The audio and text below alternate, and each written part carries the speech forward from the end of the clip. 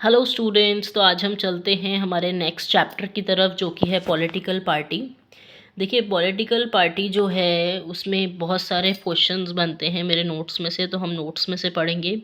और ये मैं आपको बता दूं कि ये नोट्स एंटायरली फ्रॉम एनसीईआरटी हैं। सब कुछ पूरा एनसीईआरटी का कंटेंट है। सिर्फ जो एग्जांपल्स हैं वो एडिशन है, जस्ट बिकॉज जिससे आप और ज़्यादा अवेयर हो सकें, लेकिन कंटेंट पूरा एनसीईआरटी का है। तो आप आसानी से नोट्स की मदद ले सकते हैं। जैसे पॉलिटिकल पार्टी जो है, ये ग्रुप ऑफ पीपल हैं जो एक साथ आते हैं, इलेक्शन लड़ते हैं और फिर गवर्नमेंट में पावर होल्ड करते हैं। इसे कहते हैं पॉलिटिकल पार्टी। एक बार वापस से रीड करते हैं। Political party is defined as a group of people who come together to contest the election so that they can hold power in the government. तो पॉलिटिकल पार्टी जो है वो ग्रुप ऑफ पीपल है जो एक साथ आते हैं, इलेक्शन लड़ते हैं, जिससे वो पावर होल्ड कर सकें गवर्नमेंट में। तो ये है पॉलिटिकल पार्टीज़। अब हम चलते हैं डिफरेंट पॉलिटिकल पार्टी सिस्टम या फिर डिफरेंट पार्टी सिस्टम। तो डिफरेंट पार्टी सिस्टम में आप सबसे पहले बता सकते हैं, इसमें होता है single party system, dual party system और एक होता है मल्टी पार्टी सिस्टम। देखिए, सिंगल पार्टी सिस्टम वो सिस्टम है जहाँ पर एक सिंगल पार्टी इलेक्शन लड़ती है और पावर में आती है। इसका बेस्ट एग्जांपल है चाइना। चाइना में कम्युनिस्ट पार्टी का राज है। उसके अलावा रिपब्लिकन ऑफ अफ़गानिस्तान भी पहले इसी कैटेगरी में आता था। नॉर्थ कोरिया, वियतनाम जैसे देश इस कैटेगरी में आते हैं। अगर आप अफ़गानिस्तान का लिखते हैं तो आप इसके डिसॉल्यूशन के बाद भी बताएंगे कि इसका डिसॉल्यूशन हो गया था 28 अप्रैल 1978 में। तो ये चीज़ आप बता सकते हैं। उसके बाद हम चलते हैं dual party system. Dual party system का एग्जांपल है यूएसए, यूके, यूनाइटेड किंगडम। यहाँ पर दो पार्टीज़ जो हैं वो इलेक्शन लड़ती हैं और उनमें से एक पावर में आती है। जैसे यूएसए में डेमोक्रेटिक एंड रिपब्लिकन दो पार्टीज़ हैं, दोनों के बीच में इलेक्शंस होते हैं, जो जीतता है वो पावर में आता है। उसके बाद मल्टी पार्टी सिस्टम की बात करें तो इंडिया हमारा सबसे पहला एग्जाम्पल है मल्टी पार्टी सिस्टम का। उसके अलावा Brazil, Belgium, France, Germany, Ireland, Indonesia, ये सारे वो देश हैं जहाँ पर मल्टी पार्टी सिस्टम चलता है, जहाँ पर बहुत सारी पॉलिटिकल पार्टीज़ जो हैं वो इलेक्शंस लड़ती हैं और फिर उसके बाद जो पार्टी मेजॉरिटी में आती है वो इलेक्शन जीतती है और गवर्नमेंट में पावर होल्ड करती है। उसके बाद why does the India has multi party system. देखिए, इंडिया के पास मल्टी पार्टी सिस्टम क्यों है? इंडिया के पास मल्टी पार्टी सिस्टम इसलिए है due to its social and geographical diversity, क्योंकि इंडिया की सोशल और जोग्राफिकल डाइवर्सिटी जो है वो काफ़ी कॉम्प्लेक्स, काफ़ी रिजिड है। मतलब सोसाइटी में भी अलग अलग तरीके के लोग रहते हैं, अलग अलग भाषाएं, अलग अलग कस्टम, अलग अलग रिलीजन्स को फॉलो करने वाले। और हमारे देश की जोग्राफ़ी भी काफ़ी वाइड है, इसलिए यहाँ मल्टी पार्टी सिस्टम ज़रूरी है। तो आप ये आंसर्स लिख सकते हैं।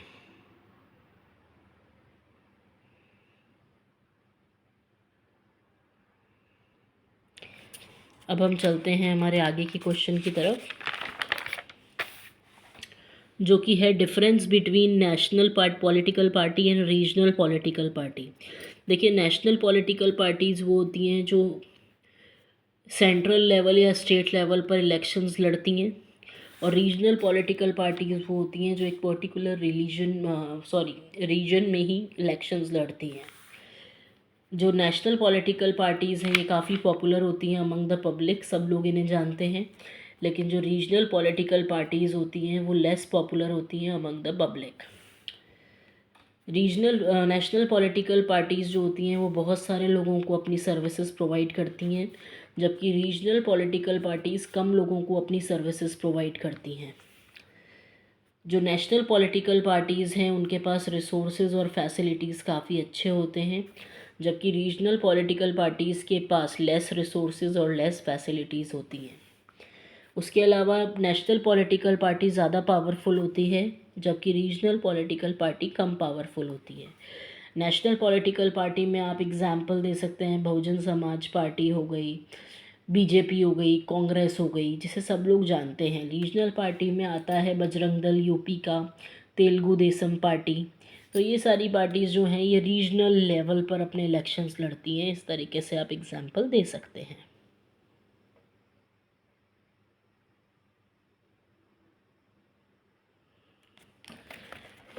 अब हम चलते हैं आगे, challenges to the political parties. देखिए, पॉलिटिकल पार्टीज़ के अपने खुद के भी बहुत सारे चैलेंजेस होते हैं, मतलब इन्हें भी बहुत सारी प्रॉब्लम्स को फेस करना पड़ता है, जिसमें से पहली है लैक ऑफ इंटरनल डेमोक्रेसी।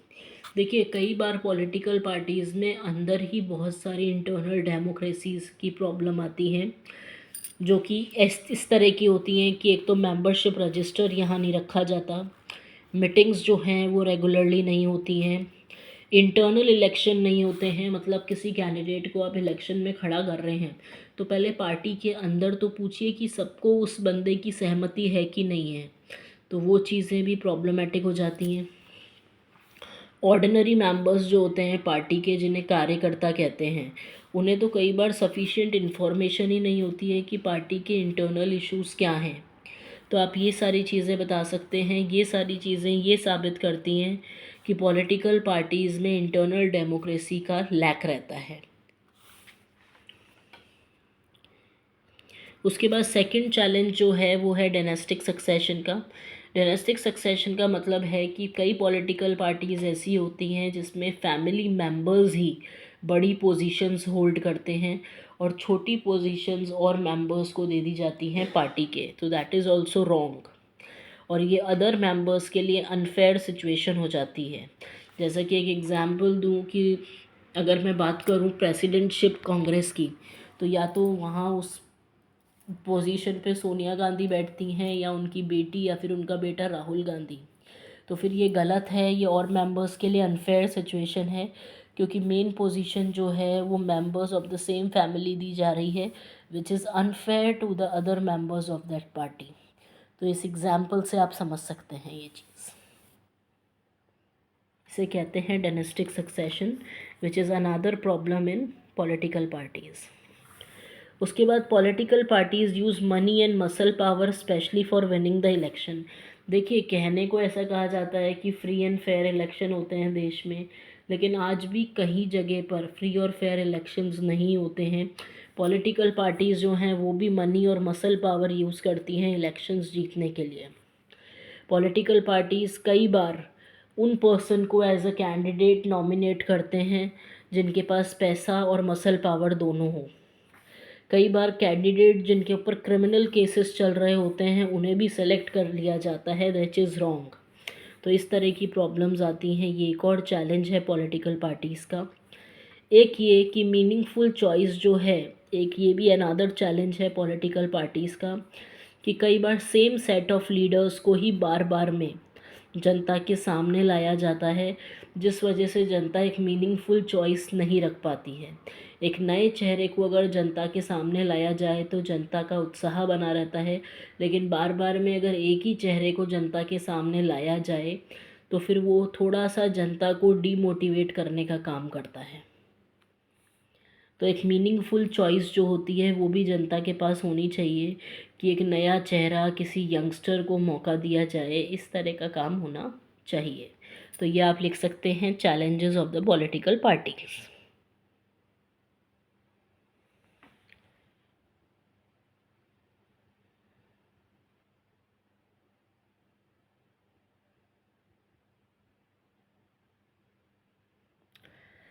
अब हम चलते हैं पॉलिटिकल पार्टीज़ को कैसे रिफॉर्म किया जाता है। देखिए, ये प्रॉब्लम्स तो हम पढ़ चुके हैं, अब इन प्रॉब्लम्स को कैसे सॉर्ट आउट किया जाए उसकी बात करते हैं।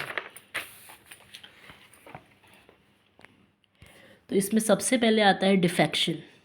डिफेक्शन क्या होता है? हमारे कॉन्स्टिट्यूशन ने ही ये अमेंडमेंट किया है, मतलब कॉन्स्टिट्यूशन में ही ये एक बदलाव आया है कि इलेक्टेड एमएलएज और एमपीज़ जो होते हैं, जो बार बार में पॉलिटिकल पार्टीज़ चेंज करते हैं, उन पर कड़ी नज़र रखी जाए। और अब लॉ ये कहता है कि अगर कोई भी एमपी और एमएलए पार्टी को बार बार में चेंज कर रहा है तो उसकी लेजिस्लेचर से सीट भी जा सकती है। तो आप ये बात बता सकते हैं कि ये जो रूल है ये हमारे कॉन्स्टिट्यूशन में अब आ चुका है, जिसे डिफेक्शन कहा जाता है, कि कोई भी एमपी या एमएलए बार बार में पॉलिटिकल पार्टी चेंज नहीं कर सकता। और अगर वो फ्रीक्वेंटली पॉलिटिकल पार्टी चेंज कर रहा है तो उस पर्सन को इलेक्शन में, लेजिस्लेचर में अपनी सीट भी लूज़ करनी पड़ सकती है। उसके बाद दूसरा आता है एफिडेविट। एफिडेविट का जो ऑर्डर है वो सुप्रीम कोर्ट ने पास किया है कि हर कैंडिडेट जो इलेक्शन में खड़ा हो रहा है उसे एक एफिडेविट फाइल करना पड़ेगा, जिसमें उसको सारी डिटेल्स देनी पड़ेंगी अपनी प्रॉपर्टी की, अपनी क्रिमिनल केसेस की जो उसके ऊपर चल रहे हैं, और या फिर उसके ऊपर कोई लाइबिलिटी है, मतलब उसने कोई कर्जा वगैरह ले रखा है, तो वो सारे स्टेटमेंट उसे डिस्क्लोज़ करने पड़ेंगे। उसके अलावा ये बात भी इलेक्शन कमीशन ने एक ऑर्डर पास किया है कि पॉलिटिकल पार्टीज़ जो हैं उन्हें अपने इनकम टैक्स रिटर्न भी फाइल करने पड़ेंगे, और ये हर पॉलिटिकल पार्टी के लिए नेसेसरी है। तो इस तरह से रिफ़ॉर्म किया गए हैं पॉलिटिकल पार्टीज़ को, जिससे पॉलिटिकल पार्टीज़ जो हैं वो प्रॉपर तरीके से काम कर सकें। सो एक है डिफेक्शन, एक है एफिडेविट, और एक वो ऑर्डर है जिसमें ये बताया गया है कि इनकम टैक्स रिटर्न फाइल करना है।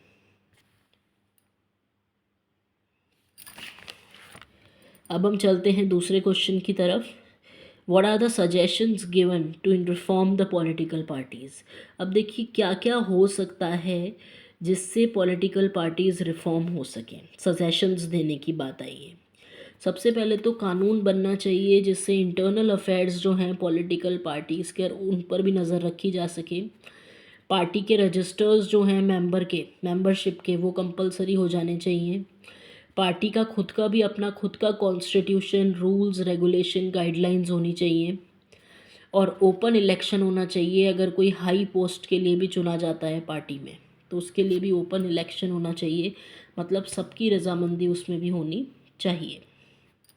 दूसरी चीज़, it should be mandatory for political parties to give at least 1/3 tickets to women candidate. उसके अलावा ये कहा गया है कि हर पॉलिटिकल पार्टी में ये प्रोविज़न ज़रूर होना चाहिए कि 1/3 जो टिकट है वो वेमेन कैंडिडेट को ही दिया जाए, जिससे औरतों को भी अपना ओपिनियन प्लेस करने का मौका मिल सके और औरतों का भी एम्पावरमेंट पॉलिटिकली हो सके। उसके अलावा there should be funding by the government to meet the election expenses of the political parties. उसके अलावा जो इलेक्शंस में अनाप शनाप पैसा खर्च होता है वो बंद हो जाना चाहिए, और सरकार से ही इलेक्शन की फंडिंग होनी चाहिए, जिसमें पेट्रोल, पेपर, टेलीफोन, इन सब का खर्चा निकल जाए। इस तरह का होना चाहिए। तो ये हैं कुछ suggestions to reform the political parties.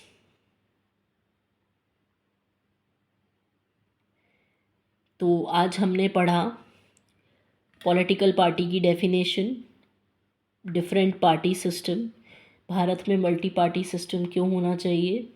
उसके बाद हमने पढ़ा differentiation between national political party and regional political party. हमने challenges to the political parties पढ़े, हमने रिफॉर्मेशन के कुछ तरीके पढ़े, और हमने इनके सजेशंस पढ़े।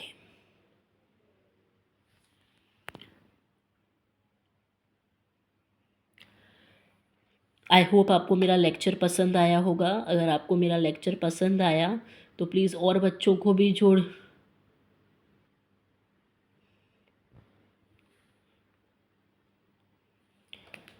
आई होप आपको मेरा लेक्चर पसंद आया, और तो ज़्यादा से ज़्यादा बच्चों को मेरे साथ जोड़िए। मुझे बहुत खुशी होगी अगर मैं ज़्यादा से ज़्यादा बच्चों की मदद कर पाऊँगी। और ये सारे नोट्स जो हैं एनसीईआरटी बेस्ड हैं, जो आपके लिए बहुत ज़्यादा हेल्पफुल रहेंगे। आगे के लेक्चर्स के लिए हम कल मिलते हैं, आगे के नोट्स के लिए। Bye, take care.